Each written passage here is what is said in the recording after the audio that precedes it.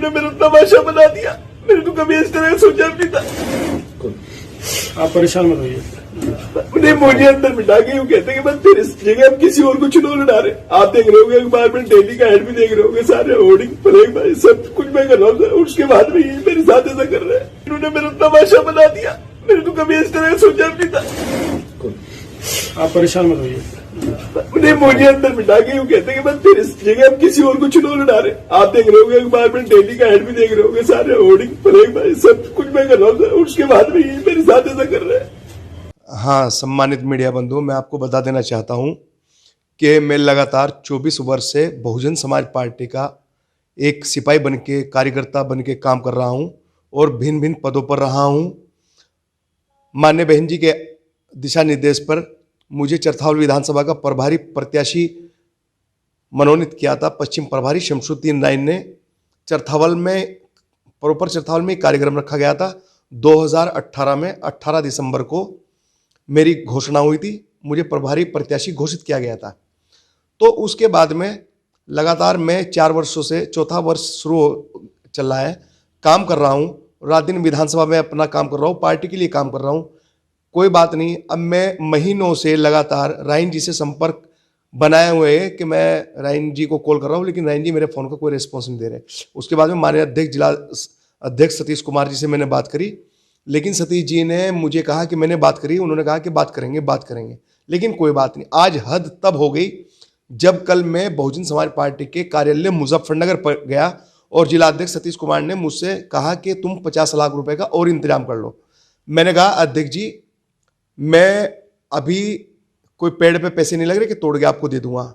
मैं जाके अपनी माता जी से, घर पे परिवार से मशवरा करके आपको बताऊंगा। मैंने वहाँ से आने के बाद में माता जी से मशवरा किया। माता जी ने कहा भाई हमारे पास अभी इतना वो नहीं है, लेकिन अगर तुझे चुनाव लड़ना है और तू इतनी मेहनत कर रहा है, कोई बात नहीं, तू कोई प्रॉपर्टी एक सेल आउट कर दे, बेच दे और दे दे उनको पैसा। अभी फिलहाल 25 लाख रुपए दे दिए और 25 लाख रुपए जिस दिन तेरा पर्चा भरा जाएगा उसके बाद में दे दिए। मैंने ऐसे जो कि तू शब्द जिलाध्यक्ष सतीश कुमार जी को कहा कि आपको मैं 25 लाख रुपए अब दे दूंगा, जिसे मैंने इतना कहा था। इतना ही जिलाध्यक्ष जी कहने लगे अरे यार तुम फोन पे डायरेक्ट इस तरह की बात करते हो। मैंने कहा और कैसे करूँ? मैंने कहा 25 रुपये कहूँ कि हाँ 25 रुपये कह के बात कर लो। ये भी मेरे पास सबूत है मेरे मोबाइल में मौजूद। उससे पहले जब माननीय पश्चिम प्रभारी शमसुद्दीन राय ने मेरी घोषणा की थी, पूरे मंडल के लोग मंच पर मौजूद थे। प्रेमचंद गौतम, सतप्रकाश और नरेश गौतम मुख्य कोऑर्डिनेटर, सभी लोग मौजूद थे। जिलाध्यक्ष सतपाल कटारिया जी उस टाइम के जो जिलाध्यक्ष थे, सभी लोग मौजूद थे और चरथावल में कार्यक्रम रखा गया था। उससे पहले माननीय नरेश गौतम मुख्य कोऑर्डिनेटर और सतपाल कटारिया जिलाध्यक्ष जी के साथ में मैं गया और शमसुद्दीन राय जी को मैं जो कैश था, मुझे आदेश किया था, मैं वो दे के आया हूँ। मैं लगातार इसी तरह, एक बार मैंने 4.5 लाख रुपए दिए, एक बार राइन जी ने मुझे 50,000 रुपये, मतलब वो कहीं नहीं थे, लेकिन 50,000 रुपये भी मेरे से ले लिए। चल ऐसे ही, मतलब जब मैं कोई ऐसे पैसे देने नहीं गया। जब घोषणा मेरी होनी थी, जब मुझे पश्चिम के प्रभारी जी मेरी घोषणा करने थे, उससे 4 दिन पहला टाइम था, लेकिन उन्होंने वो मेरी डिले कर दी। कहने लगे 5 लाख रुपए में कोई ऐसे थोड़ा ही ना हो जाएगा, आपको पहले 15 लाख रुपए जमा करने पड़ेंगे।